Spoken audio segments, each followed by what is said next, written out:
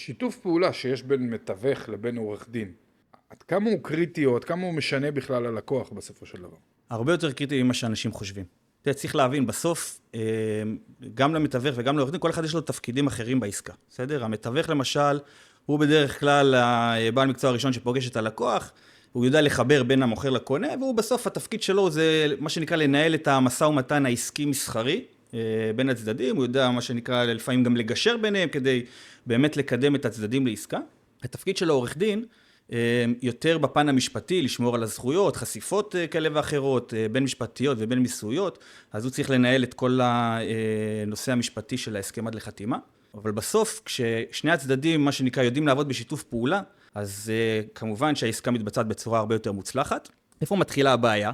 כשמתחילים חילופי האשמות בין עורך הדין למתווך, המתווך מאשים את העורך דין שהעסקה מתעכבת יותר מדי, העורך דין מאשים את המתווך שהוא לוחץ מדי לחתום על ההסכם מהר מדי, עוד לפני שהוא השלים את כל הבדיקות המשפטיות, ולכן בסוף מי שנמצא באמצע זה הלקוח, שהוא המפסיד העיקרי מכל הדבר הזה, גם בחוויית העסקה שלו, מה שנקרא.